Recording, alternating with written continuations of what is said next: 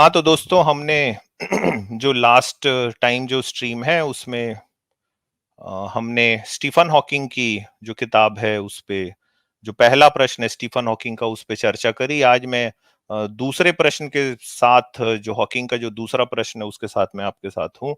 पहला प्रश्न हॉकिंग का था कि क्या भगवान है।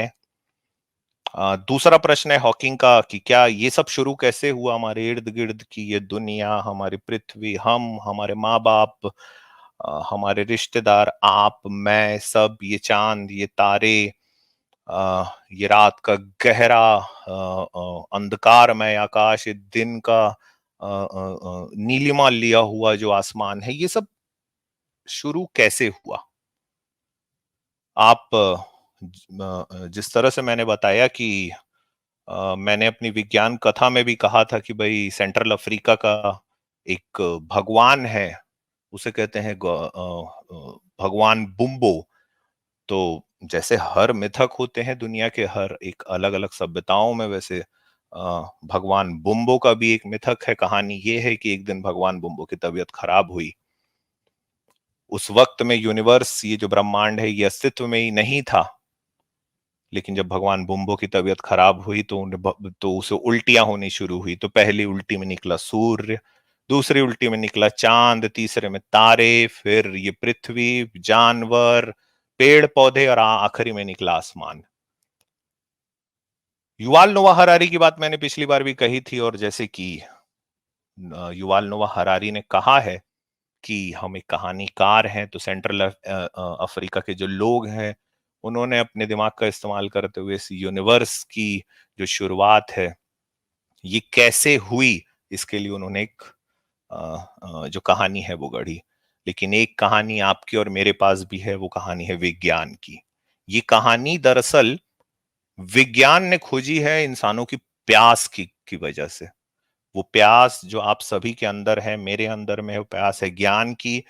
वो ज्ञान जो कि तथ्यों पे आधारित है, जो सच्चाई पे आधारित है। ये प्यास जो है ये इतनी गहरी है कि हमें सैकड़ों साल लगे अपनी कहानी को परिष्कृत करने में, अपनी कहानी को की जो नफासत है उसको करने में। लेकिन आज भी हमारे पास कुछ प्रश्न ऐसे हैं जो कि हमारी कहानी के आड़े आते हैं कि ये सब शुरू कैसे हुआ, क्या हुआ, ये हम इस पे बात करेंगे। लेकिन आज जो हमारे पास में जो सीमित ज्ञान है वो हमें यही कहता है कि 1378 करोड़ साल पहले पृथ्वी एक बहुत ही छोटे बिंदु से शुरू होके आज तक पहुंची है। लेकिन ये प्यास जो है, जो आपके मेरे अंदर में ज्ञान की प्यास, और जब कभी हम ये बात कहते हैं तो कई लोग आके अपने गॉड ऑफ गैप्स की, जहां पे हमारी वैज्ञानिक समझ में अभी थोड़ी सी कमी है, वहां पे अपने ईश्वर को बिठाने की कोशिश करते हैं। कल भी मेरी प्यास पे दरिया हंसते थे। ये जो धार्मिक लोग हैं, अगर आप इनकी कहानियों को पढ़ेंगे, क्रिएशन मिथ को इनके पढ़ेंगे तो आपको इन पे हंसी आ जाएगी। लेकिन ये हमसे आके उल्टा पूछते हैं कि हर चीज को अगर शुरू करने वाला कोई है तो बिग बैंग को शुरू करने वाला कौन था। लेकिन इनकी जो हंसी है वो हमारी प्यास, वो हमारी ज्ञान की भूख, उसके मामले में अवरोध पैदा नहीं करती। कल भी मेरी प्यास पे दरिया हंसते थे, आज भी मेरे दर्द का दरमा कोई नहीं। ये दर्द हमारे अंदर में है कि हम किसी भी तरीके से जाने कि अस्तित्व में ये सारी चीजें कैसे आई। मैं इस धरती का अदना सा वासी हूं, सच पूछो तो मुझसे परेशान कोई नहीं।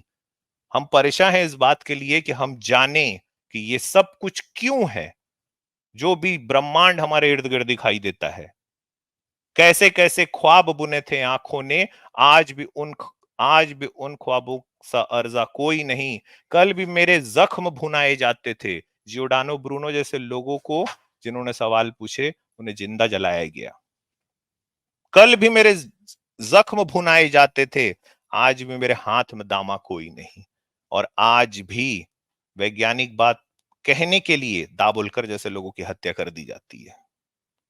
कल मेरा नीलाम किया था गैरों ने, आज तो मेरे अपने बेच देते हैं। सच पूछो तो मेरी खता बस इतनी सी है, मैं इस धरती का अदना सा वासी हूं। कल भी मेरी प्यास पे दरिया हंसते थे, आज भी मेरे दर्द का दरमा कोई नहीं। मैं इस धरती का अदना सा वासी हूं। सच पूछो तो मुझसे परेशान कोई नहीं, कैसे कैसे ख्वाब बुने थे आंखों ने, आज भी उन ख्वाबों सा अर्जा कोई नहीं, कल भी मेरे जख्म भुनाए जाते थे, आज भी मेरे हाथ में दामा कोई नहीं, कल मेरा नीलाम किया था गैरों ने, आज तो मेरे अपने बेच देते हैं, सच पूछो तो मेरी खता बस इतनी है, मैं इस धरती का अदना सा वासी हूं। स्टीफन हॉकिंग के दिमाग में मैं आपको फिर से लेके चलता हूं दोस्तों, वो भी इस धरती का अदना सा वासी था, जैसे आप हैं, मैं हूं, हमारे इर्द गिर्द सारे लोग हैं, फर्क सिर्फ इतना है, हमारी प्यास बेहद गहरी है। और कल भी मेरे जख्म बुनाए जाते थे, कल भी मेरे आपके जैसे जो लोग हैं उन पे सवाल पूछने के लिए अत्याचार किए जाते थे, आज भी हमारे हाथ में दामा कोई नहीं, लेकिन हम इस बात के लिए रुकेंगे नहीं। चलिए शुरू करते हैं। तो भाई, शेक्सपियर को इंग्लिश साहित्य का सबसे महान लेखक माना जाता है।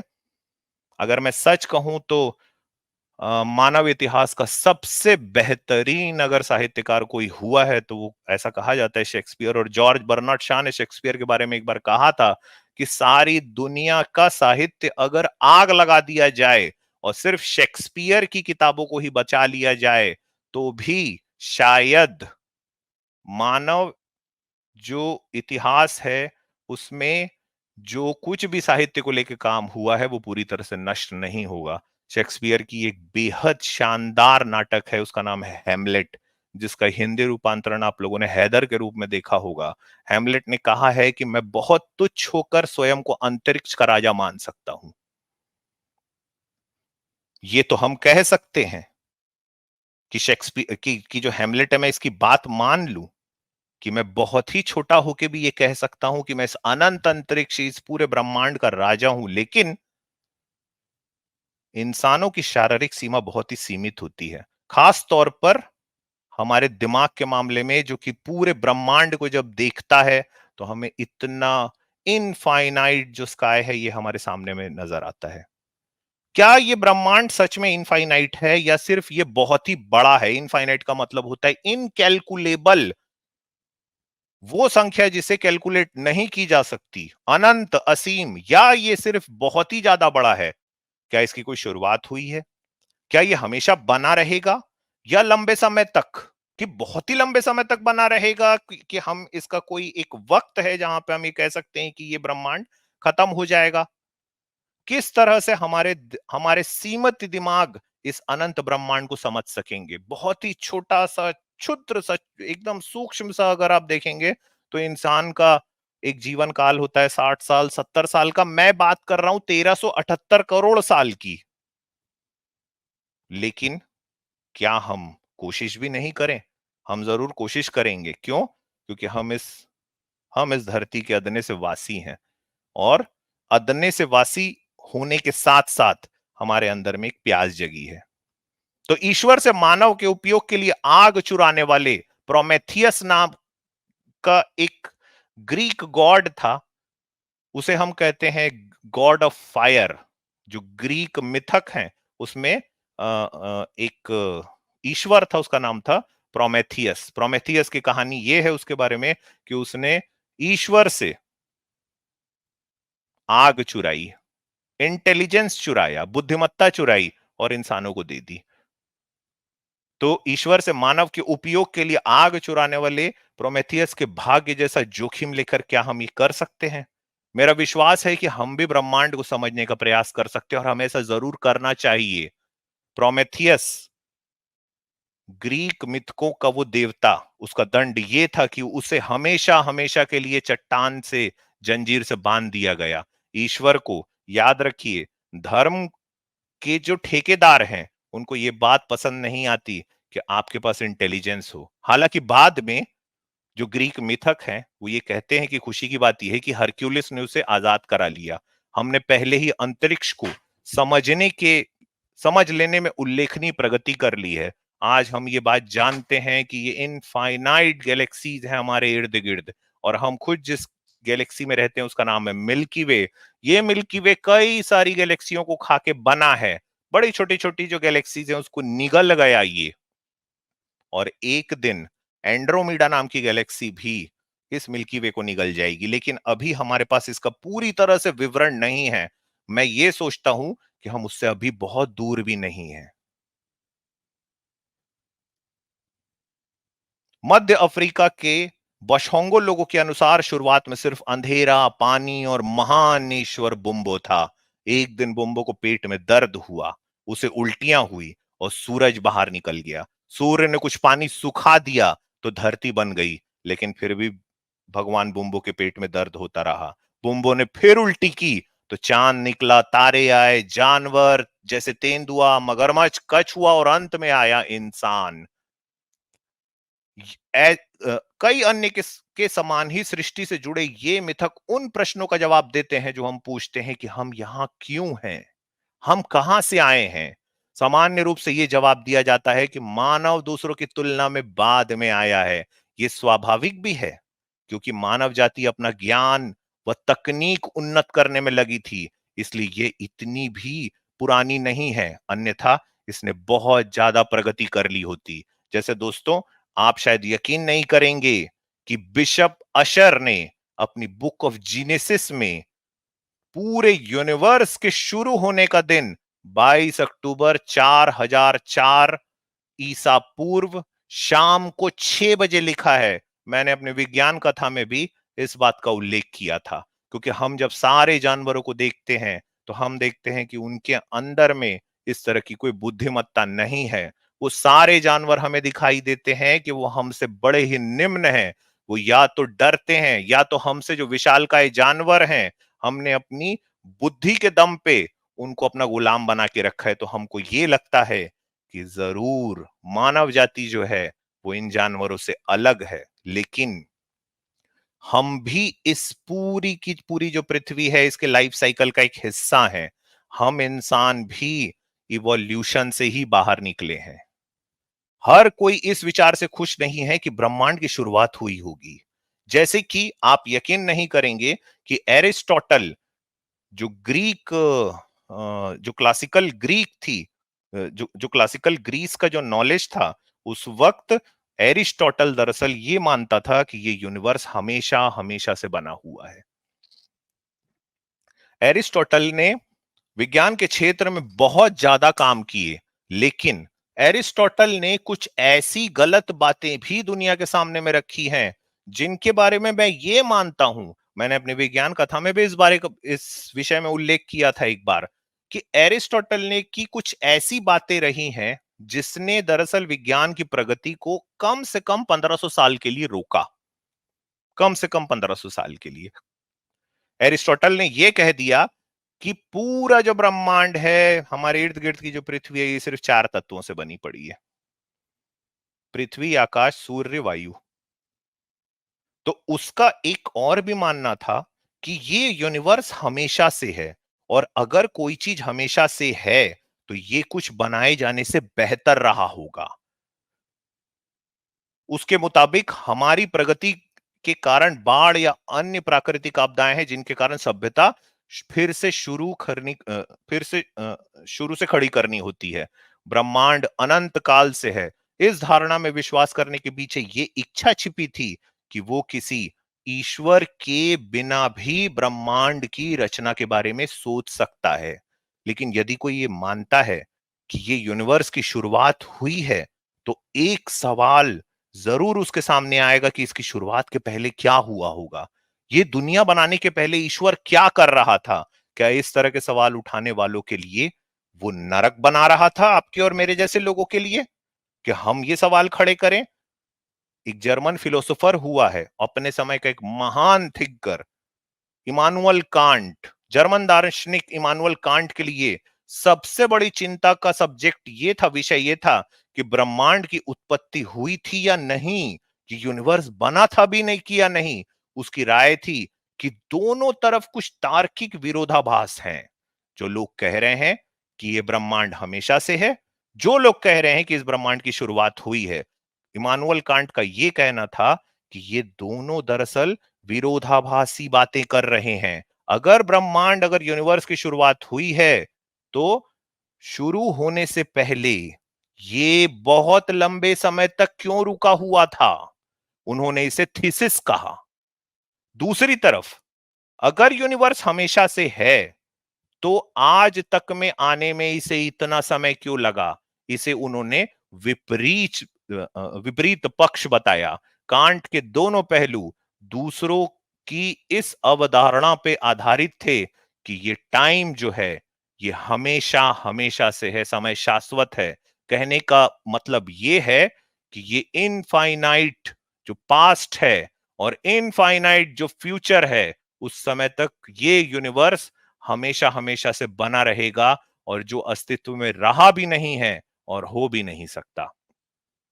आज भी यही दृश्य कई वैज्ञानिकों के दिमाग में है, लेकिन 1915 में 35 साल का लड़का एल्बर्ट आइंस्टाइन, उसने दुनिया के सामने इसके पहले सिर्फ 26 साल की उम्र में साल 1906 में एक ऐसा सिद्धांत रखा जिससे सारी दुनिया जो है वो हमेशा हमेशा के लिए बदल गई। इसे हम कहते हैं थ्योरी ऑफ रिलेटिविटी। 1906 में आइंस्टाइन ने थ्योरी ऑफ रिलेटिविटी रख दुनिया के सामने रखी, उसके 5 पेपर्स। उसे उसने बाद में कहा स्पेशल थ्योरी ऑफ रिलेटिविटी। 1915 में आइंस्टाइन ने इसके आगे बढ़कर ग्रेविटी को समझाते हुए जनरल थ्योरी ऑफ रिलेटिविटी दुनिया के सामने रखा। इसमें यूनिवर्स और टाइम पूरी तरह से एब्सोल्यूट नहीं थे, ये स्पेस और टाइम पूरी तरह से एब्सोल्यूट नहीं थे, और ये किसी भी घटना की पृष्ठभूमि पर टिके नहीं थे। इसकी बजाय यूनिवर्स में मैटर और एनर्जी द्वारा गति की स्थिति में उन्होंने आकार लिया था। इन्हें ब्रह्मांड के भीतर ही आप समझ सकते हैं। इसलिए यूनिवर्स के पहले की समय की चर्चा करना बेकार है। ये ठीक वैसे ही है कि साउथ पोल पर खड़े होकर पूछें कि यहां साउथ कहां है। इसे समझाया नहीं जा सकता। आइंस्टाइन के सिद्धांत ने यद्यपि समय और अंतरिक्ष, स्पेस और टाइम को एक कर दिया, लेकिन हमने इसे अंतरिक्ष के बारे में ज्यादा नहीं बताया। अंतरिक्ष के बारे में जो स्वाभाविक है वह चला जा रहा है, बस चलता ही जा रहा है। हम इस यूनिवर्स को ईंट की किसी दीवार के अंत के रूप में नहीं मान सकते। फिर भी ऐसा क्यों नहीं कि इसका कोई तार्किक कारण नहीं है। लेकिन आज जो हमारे पास में उपकरण हैं, जो मॉडर्न इंस्ट्रूमेंट्स हैं, जैसे कि हबल स्पेस टेलीस्कोप, वो हमको स्पेस की डीप इंफॉर्मेशन, जो गहन जानकारी है वो देखता है, वो हमें देता है।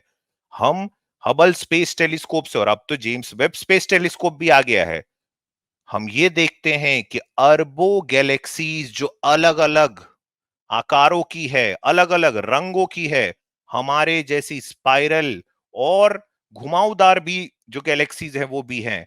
हर गैलेक्सी में अरबों अरबों तारे हैं। उनमें से कुछ के आसपास तो कुछ प्लैनेट्स भी हैं। हमारी अपनी गैलेक्सी हमारी नजर को कुछ दिशाओं में बाधित कर देती है, लेकिन इसके अलावा जो गैलेक्सीज हैं वो पूरे अंतरिक्ष में समान रूप से हमें बिखरी हुई दिखाई देती हैं, जिनमें स्थानीय स्तर पे कुछ तो बहुत ही डेंस हैं, तो कुछ बड़ी ही खाली और खोखली हैं। ऐसा लगता है कि मिल्की वे की डेंसिटी बहुत अधिक दूरी पर घट जाती है, लेकिन ऐसा उनके बहुत दूर और धुंधली या फिर अस्पष्ट होने के कारण है। हम ये कह सकते हैं कि स्पेस में यूनिवर्स हमेशा हमेशा है, शाश्वत है, वो वैसा ही है। इससे कोई अंतर नहीं पड़ता कि वो कितना दूर है। हालांकि ब्रह्मांड अंतरिक्ष में हर एंगल से हमें एक ही समान नजर आता है, लेकिन हम ये भी देखते हैं कि समय के साथ वो निश्चित रूप से बदल रहा है। पिछली शताब्दी के शुरुआती वर्षों तक ये समझ में नहीं आया था, जब तक ये माना जा रहा था कि ब्रह्मांड समय में आवश्यक रूप से अचर है, वो बिल्कुल स्टेडी है।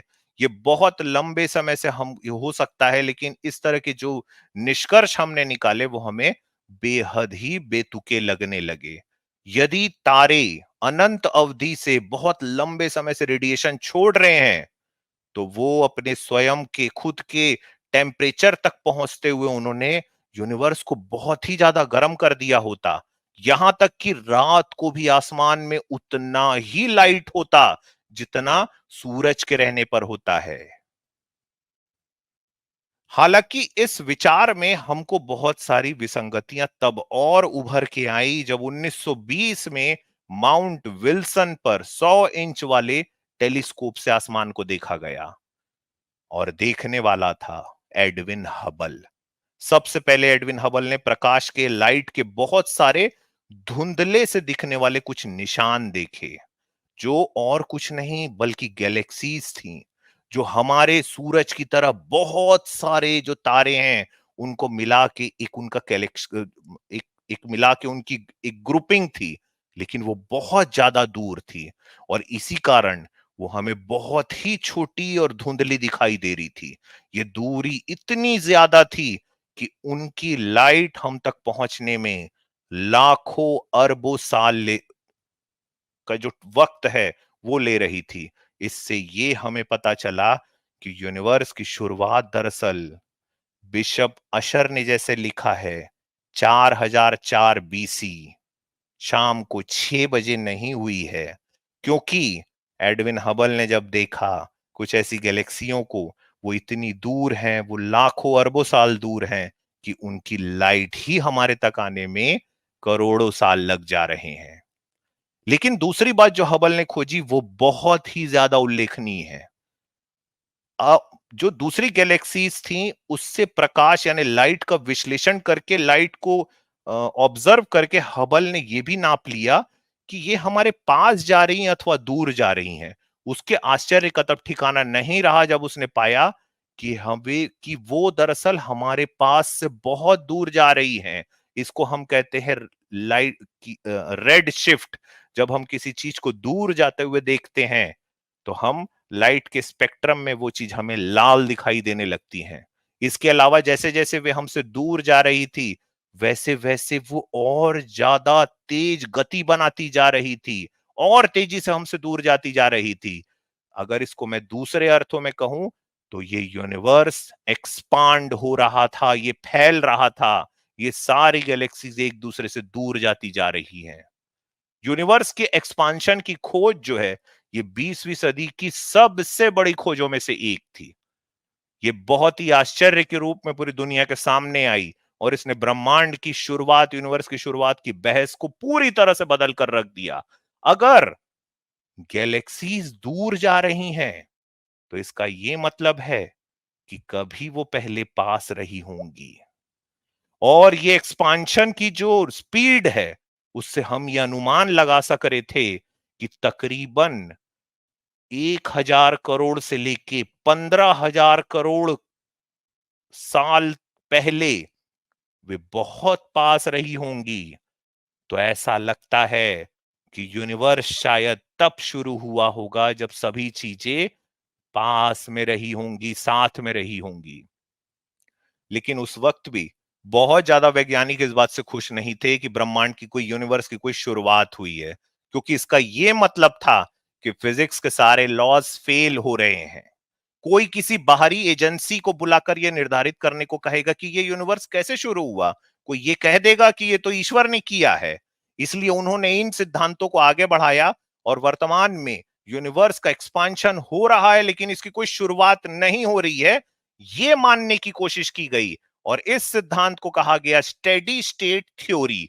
ये स्टेडी स्टेट थ्योरी ये कहती है कि यूनिवर्स की शुरुआत हुई है, हम इस विचार को दरकिनार कर देते हैं, लेकिन हम इस बात को मान लेते हैं कि यूनिवर्स एक्सपांड हो रहा है। इस सिद्धांत को कहा गया स्टेडी स्टेडी स्टेट थ्योरी, जिसे हरमन बॉन्डी, थॉमस गोल्ड और फ्रेड हॉयल ने 1948 में प्रतिपादित किया। स्टेडी स्टेट थ्योरी में गैलेक्सीज एक दूसरे से दूर तो जा रही हैं, तो नई गैलेक्सीज मैटर से बनेंगी जो कि स्पेस में अपने आप बन रहा है। यूनिवर्स हमेशा से रहा होगा और हमेशा से ऐसा ही दिखाई देता रहा होगा। इस बात में निश्चित भविष्यवाणी का यह विशेष गुण था और इसका जो ऑब्जर्वेशन है ये किया जा सकता था। कैम्ब्रिज के रेडियो खगोल समूह ने के मार्टिन राइल की अगुवाई में 1960 के दशक में रेडियो तरंगों के बहुत ही वीक सोर्सेस का सर्वे करना चालू किया। ये पूरे यूनिवर्स में, ये जो पूरे यूनिवर्स है, इसमें एक समान रूप से बिखरे हुए थे, जो ये बताते थे कि ज्यादा से ज्यादा सोर्सेस दरअसल हमारी अपनी गैलेक्सीज के बाहर हैं, और जो बहुत ही कमजोर सोर्स हैं वे तो बहुत ही ज्यादा दूर हैं। स्टेडी स्टेट थ्योरी ने इन सोर्सों की संख्या और उनकी ताकत के संबंधों का खुलासा किया, लेकिन देखने पर जितने धुंधले हमें सोर्स बताए गए थे उससे भी कहीं ज्यादा मिलने चालू हुए, जिससे ये हमें संकेत मिलने लगा कि सोर्सों की जो डेंसिटी है पहले बहुत ही ज्यादा रही होगी। ये स्टेडी स्टेट थ्योरी के बुनियादी अनुमान के एकदम अलग था कि हर चीज जो है ये पहले से है, और इस और कुछ अन्य कारणों से इस स्टेडी स्टेट थ्योरी को इसीलिए त्याग देना पड़ा। यूनिवर्स की कोई शुरुआत है, इस सवाल को टालने का एक और भी कोशिश हुई। इसमें सुझाया गया कि पहले संकुचन का दौर था, पहले सारी चीजें एक साथ थी, लेकिन घूमने और वो भी जो मैटर है उनके अलग अलग स्थानों पे होने की वजह से इसकी बजाय पदार्थ के विभिन्न हिस्से एक दूसरे के बिना अधूरे रहते थे, और ब्रह्मांड तब भी, ये यूनिवर्स तब भी एक्सपांड होता जा रहा था, और डेंसिटी हमेशा ही सीमित रहती थी। इसके लिए दो रूसी वैज्ञानिक इवेगिनी लिफशिट्ज और आइजैक ख्लातनिकोव ने यह सिद्ध करने का दावा किया कि यह डेंसिटी हमेशा तयशुदा रहते हुए भी संकुचन यानी एक समान जब बिना किसी समानता के होगा तो यह टकरा के लौटेगा भी। उसी वक्त की बात है जब स्टीफन हॉकिंग ने भी एस्ट्रोफिजिक्स में अपना रिसर्च शुरू किया। तब लिप्जिट और क्लातनिकोव ने अपने निष्कर्ष को उसी समय प्रकाशित किया था। उनका कहना था कि ब्रह्मांड की कोई शुरुआत नहीं हुई है। स्टीफन हॉकिंग ने यह माना कि यह बहुत ही महत्वपूर्ण सवाल है, लेकिन मैं यानी स्टीफन हॉकिंग उन दोनों के द्वारा इस्तेमाल किए गए जो फैक्ट थे, जो तर्क थे, उनको स्वीकार नहीं कर पाए। वो इस विचार के अभ्यस्त हैं कि घटनाएं पहले की पूर्व की घटनाओं की तरह होती हैं, और जो बदले में उनसे भी पहले की हुई घटनाएं हैं, इस तरह एक श्रृंखला है जो पीछे की ओर खींच के लेके जाती है। लेकिन अगर हम ये माने कि श्रृंखला की कोई शुरुआत है, तो सोचेंगे कि ऐसे पहले कोई घटना तो हुई होगी। ये बिल्कुल सीढ़ी चढ़ने के जैसे हुए हैं दोस्तों। अगर मैं सबसे ऊंची किसी सीढ़ी में हूं, तो मुझे ये मानना पड़ेगा कि सबसे नीचे की भी कोई सीढ़ी जरूर है। लेकिन ये घटना हुई कैसे? यह सवाल था जिसका कई वैज्ञानिक जवाब देना ही नहीं चाहते थे। वो इसे टाल रहे थे। या तो वो या तो ये वे रूसियों द्वारा निकाले गए निष्कर्ष के सम्मान का दावा करते और स्टेडी स्टेट थ्योरी के वैज्ञानिकों के समान कह रहे थे कि इस यूनिवर्स की कोई शुरुआत नहीं है, या तो फिर वो ये कहते थे कि यूनिवर्स की शुरुआत का सवाल दरअसल साइंस के रेल्म में, परिधि में आता ही नहीं है। ये मेटाफिजिक्स के वेल्म के उसमें आता है, या तो फिर ये किसी रिलीजन का प्रश्न होना चाहिए। स्टीफन हॉकिंग ने कहा कि मेरी सोच यह है कि जो असली वैज्ञानिक है वो वैज्ञानिक सवालों का जवाब देने के लिए धर्म का सहारा बिल्कुल नहीं लेगा। यदि विज्ञान के नियम यूनिवर्स में ही शिथिल यानी ढीले पड़ गए, हमने अगर ये मान लिया, तो क्या वो किसी और समय में भी ढीले नहीं पड़ सकते? यदि कोई नियम कुछ समय के लिए ही टिका रहे तो वो नियम होगा ही नहीं। स्टीफन हॉकिंग का यह मानना था कि हमें विज्ञान की बुनियाद पर ब्रह्मांड की शुरुआत को समझना पड़ेगा, चाहे ये कार्य हमारी शक्ति के बाहर का हो, लेकिन हमें ये कोशिश जरूर करनी पड़ेगी। रॉजर पेनरोज नाम के एक जबरदस्त वैज्ञानिक के साथ मिलकर स्टीफन हॉकिंग ने जो ज्योमेट्री है उसकी मदद से यह समझाने की कोशिश की कि अगर आइंस्टाइन का रिलेटिविटी का सिद्धांत सही है और अगर हमने कुछ शर्तों को पूरा कर लिया, तो फिर यूनिवर्स की शुरुआत तो हुई होगी। मैथ्स के अनुसार इस पर तर्क करना फिर बहुत कठिन है, और इसीलिए आखिरी में जाके दोनों रशियन वैज्ञानिक लिप्जिट और ख्लातनिकोव ने उनको ये मानना पड़ा कि यूनिवर्स की शुरुआत तो हुई जरूर है, क्योंकि जब कभी आप आइंस्टाइन की जो थ्योरी है रिलेटिविटी की, इसको भी अप्लाई करना चालू करो तो हमें यही पता चलेगा कि जरूर यूनिवर्स की शुरुआत कहीं हुई है। हालांकि रॉजर पेनरोज और स्टीफन हॉकिंग ने यह सिद्ध करके बताया कि यूनिवर्स की शुरुआत तो हुई है, लेकिन इसके शुरू होने की प्रकृति के बारे में वो ज्यादा जानकारी नहीं दे पाए। उन्होंने संकेत दिया कि ब्रह्मांड बिग बैंग में शुरू हुआ है। ये बिल्कुल एक ऐसा पॉइंट है जहां पे पूरा यूनिवर्स और हर चीज सिकुड़ी हुई है, जिसकी डेंसिटी इनफाइनाइट है, यानी अंतरिक्ष के समय की सिंगुलैरिटी। और इस मोड़ पे आके यकीन आप नहीं करेंगे दोस्तों कि आइंस्टाइन की जो थ्योरी ऑफ रिलेटिविटी है ये चरमरा जाती है, ये गिरने लगती है। यूनिवर्स की शुरुआत कैसे हुई, इसके तरीके की भविष्यवाणी को करने का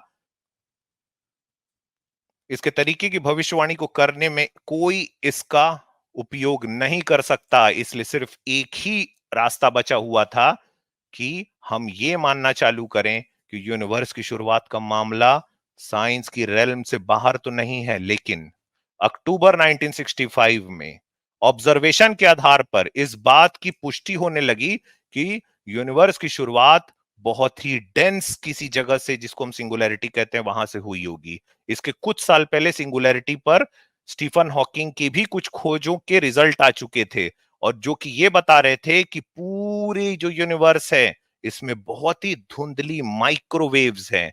ये माइक्रोवेव बिल्कुल वैसे ही होती है जैसे आपके माइक्रोवेव का जो अवन होता है उसमें होती है, लेकिन ये थोड़ी कम शक्तिशाली होती है। अगर आप अपने माइक्रोवेव में अपने पिज्जा को गर्म करेंगे तो -270.4 डिग्री सेल्सियस पर जमा देगी।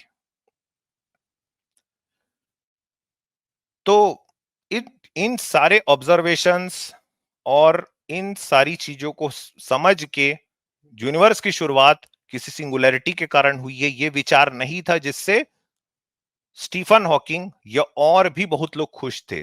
कारण ये था कि आइंस्टाइन का जो थ्योरी ऑफ रिलेटिविटी है ये बिग बैंग के नजदीक चरमराहा के नजदीक जाके गिर जाता था।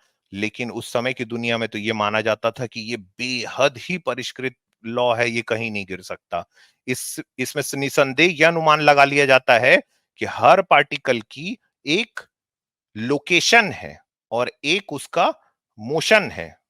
सहज बोध से भी स्पष्ट नजर आती है। कथित रूप से उत्कृष्ट ऐसे सिद्धांत में यदि किसी ब्रह्मांड को किसी समय सभी पार्टिकल की स्थिति और गति, मोमेंटम ये ज्ञात है, तो वो ये भी गणना कर सकता है, वो ये जान सकता है कि किसी और समय में उसकी स्थिति और उसकी गति, मोमेंटम क्या होगी। मामला चाहे अतीत का हो, पास्ट का हो, या फिर वो मामला हो फ्यूचर का। 20वीं सदी के आरंभ में हालांकि वैज्ञानिकों को यह पता चल गया था कि वे सटीक गणना नहीं कर सकते कि बहुत छोटी दूरी में भी क्या होने वाला है। इसका मतलब यह नहीं था कि उन्हें बेहतर सिद्धांतों की जरूरत नहीं थी। दरअसल नेचर में इरेगुलरिटी, अनसर्टेनिटी का भी एक बहुत ही निश्चित स्तर प्रतीत होता है जिसे हटाया नहीं जा सकता, चाहे सिद्धांत कितने भी अच्छे क्यों ना हो।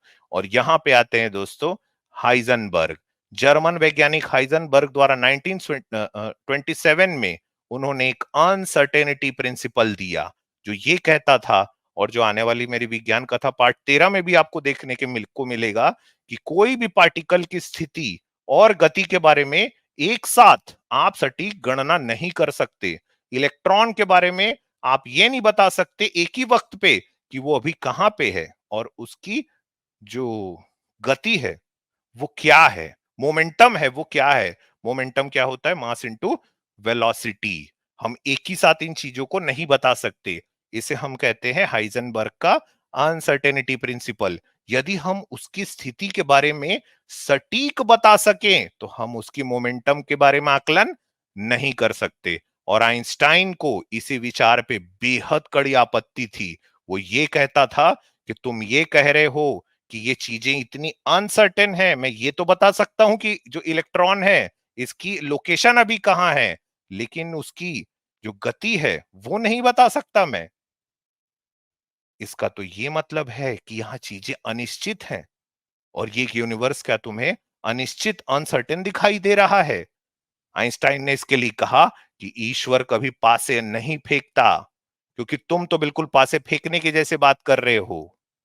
लेकिन आइंस्टाइन के ही शब्दों को इस्तेमाल करके मैं बोलूं कि ये तो सारे सबूत कह रहे हैं कि ये ब्रह्मांड एक बहुत बड़ा कसीनो है, जिसमें पासे उस चक्री में रहते हैं जिसे बार बार घुमाया जाता है। हर बार जब पासे फेंके जाते हैं या चक्री घुमाई जाती है, तो कैसीनो मालिक रकम हारने का जोखिम उठाता है, लेकिन ज्यादा दाव लगने पर एवरेज जो सामने निकल कर आता है, उससे कैसीनो मालिक ये सुनिश्चित कर लेता है कि एवरेज हमेशा उसके हित में हो। और इसी कारण जो कैसीनो मालिक है वो बहुत अमीर होता है। उनसे जीतने के लिए आपके पास केवल एक ही चीज रहती है कि आप अपनी सारी रकम कुछ ही पासों के फेंके जाने या चक्री के घूमने पर दांव पर लगा दें। और बिल्कुल एग्जैक्टली यूनिवर्स के साथ भी है। यूनिवर्स जब बड़ा होता जाता है तो उससे बड़ी संख्या में रिजल्ट निकलते जाते हैं। तब जो एवरेज रिजल्ट सामने निकल के आते हैं उनकी हम एग्जैक्टली सर्टेनिटी के साथ में भविष्यवाणी कर सकते हैं। लेकिन जब बिग बैंग के पास में यूनिवर्स बहुत ही छोटा था, तब उसके पास पासे भी बड़े छोटे थे, और अनसर्टेनिटी का उस समय जो प्रिंसिपल है ये अप्लाई हो रहा था, और ये बहुत ही महत्वपूर्ण हो गया। इसलिए ब्रह्मांड की शुरुआत को समझने के लिए अनसर्टेनिटी के जो प्रिंसिपल है उसको हमको आइंस्टाइन की रिलेटिविटी के प्रिंसिपल में शामिल करना पड़ेगा। कम से कम 30 साल से यही बात पूरी जो फिजिक्स वर्ल्ड है इसके लिए एक बहुत बड़ा चैलेंज बनी हुई है, और इसी बात को हम हल नहीं कर पाए हैं। तो ये है दोस्तों कुछ बिग बैंग के बारे में हमारे खोज। आगे हम देखते हैं कि जो सबसे बड़ी बात है, हमने अभी ये देखा कि ये जो ब्रह्मांड है ये शुरू कैसे हुआ। जो बिग बैंग है उसके बारे में हमने ये देखा कि आइंस्टाइन की जो थ्योरी ऑफ रिलेटिविटी है वो वहां तक हमको लेके जाती है कि ये कह रही है कि अगर कोई चीज बहुत ही फैली हुई है तो फिर उससे बड़ा टुकड़ा होना चाहिए, स्पेस टाइम फैब्रिक की बात है। लेकिन फिर बिग बैंग के पॉइंट में जाके जब आइंस्टाइन की थ्योरी फेल होती है, तब हाइजेनबर्ग का अनसर्टेनिटी प्रिंसिपल सामने आता है, जो कि पासे फेंकने के जैसे की तरह की बात करने लगता है। और चूंकि उस समय यूनिवर्स बेहद छोटा था, इसीलिए उन पासों का फेंका जाना बेहद महत्वपूर्ण हो गया। इसलिए आज हमारे पास में दो अलग अलग थ्योरी हैं। जो बिग बैंग है उसके बारे में आज हम जो पूरी बिग बैंग के बारे में जानते हैं कि बिग बैंग होने के बाद में टाइम t=0 है, उसके बाद जब समय की शुरुआत हो रही है उसके बाद में क्या हुआ, हम इन दो चीजों से जान सकते हैं। अब दूसरा प्रश्न ये खड़ा होता है कि ये यूनिवर्स खत्म कैसे होगा। तो ब्रह्मांड के जो यूनिवर्स है इसके पूरे संभावित अगर हम हिस्ट्री को देखें तो हम क्या ये भी जान सकते हैं कि इसका फ्यूचर क्या क्या होने वाला है। हमको कुछ ऐसे आकलन हमारे पास में मौजूद हैं, कुछ संभावनाएं हमारे पास में मौजूद हैं जो बौद्धिक जीवन के के अनुरूप हैं। यह इस बात पर निर्भर करेगा, इस बात पर डिपेंड करेगा कि यूनिवर्स में मैटर की मात्रा दरअसल कितनी है। यदि एक निश्चित मात्रा में से अधिक मैटर हो गया तो जो गैलेक्सीज हैं इनके बीच की जो ग्रेविटी है उसका जो फोर्स है वो धीरे धीरे कम हो जाएगा, और वो इस जो एक्सपांशन है उसकी गति को कम कर देगा, उसकी स्पीड को कम कर देगा। आखिरकार होगा ये कि वो एक दूसरे पर गिरने लगेंगी, जिसे आज हम बिग क्रंच के नाम से कहते हैं, जिसमें डेंसिटी और टेम्परेचर इतना ज्यादा हो जाएगा जो दरअसल बिग बैंग की जो हुआ था उसके एकदम ठीक उलट है। यह वास्तविक समय में ब्रह्मांड के इतिहास का अंत होगा। जब स्टीफन हॉकिंग ईस्ट में था तो जब उनसे कहा गया कि मैं बिग क्रंच का उल्लेख ना करूं क्योंकि इसका बाजार पर बड़ा बुरा असर पड़ेगा भाई, क्योंकि हम ये सब जानते हैं कि ये मार्केट फोर्सेस काम करती हैं, तो उसे ये कहा गया कि आप ये बिग क्रंच का उल्लेख मत कीजिए, इससे हो सकता है शेयर मार्केट गिर जाए। लेकिन बाजार गिर गए जब जैसे ही उसने ये कहा। इसलिए ये बात किसी तरह से बाहर निकल क्योंकि ये बात किसी तरह से बाहर निकल आई। ब्रिटेन में लोग इस बारे में बिल्कुल भी चिंतित नहीं हुए, क्योंकि ब्रह्मांड भविष्य में तकरीबन 20 अरब साल बाद समाप्त होगा, जो बिग क्रंच कहती है। उसके पहले आप आराम से खुशी मना सकते हैं, खा पी सकते हैं। एक और भी चीज है कि अगर मान लीजिए यूनिवर्स की जो डेंसिटी है वो एक किसी पॉइंट से नीचे गिरने लगती है, तो गैलेक्सीज को हमेशा से उड़ने के रोकने के लिए ग्रेविटी का बल कम हो जाएगा। सभी जितने तारे हैं ये अपना ईंधन को जलाएंगे, ये सारे खत्म हो जाएंगे, और ब्रह्मांड और उसके बाद में जो बिग होल, जो ब्लैक होल बचे हुए हैं, स्टीफन हॉकिंग की जो हॉकिंग रेडिएशन है उसकी वजह से वो भी खत्म हो जाएंगे। हम किसी और वक्त में हॉकिंग रेडिएशन के बारे में बात करेंगे। और ये ब्रह्मांड जो है ये धीरे धीरे करके खाली और ठंडे से ठंडा होते चले जाएगा, इसलिए चीजों का अंत होगा, लेकिन फिर भी बिग क्रंच से थोड़ा सा कम ड्रामेटिक होगा। लेकिन इसके बावजूद हमारे पास अरबों खरबों साल हैं। तो जो दो चीजें हैं जिसके बारे में स्टीफन हॉकिंग कहते हैं कि एक तो बिग क्रंच और दूसरा इसे कहते हैं बिग फ्रीज। तो दोस्तों आज हमने ये देखा कि ये सब कुछ शुरू कैसे हुआ, और जो स्टीफन हॉकिंग का जो अगला प्रश्न है हम इसके बारे में अगली आने वाली स्ट्रीमों में बात करेंगे कि क्या इस यूनिवर्स में कोई दूसरा एलियन, कोई इंटेलिजेंट लाइफ और भी है कि नहीं है। जी दोस्तों, थैंक यू। उम्मीद करता हूँ दोस्तों ये वीडियो आपको पसंद आया होगा। पसंद आया हो तो लाइक और शेयर जरूर करिए। अगर आपको हमारा काम पसंद आता है तो आप हमें सपोर्ट कर सकते हैं patreon.com/therealistazad पर, या यूट्यूब पर ज्वाइन बटन पर क्लिक कर मेंबर बन के। दोनों का लिंक्स आपको डिस्क्रिप्शन में मिल जाएगा। धन्यवाद।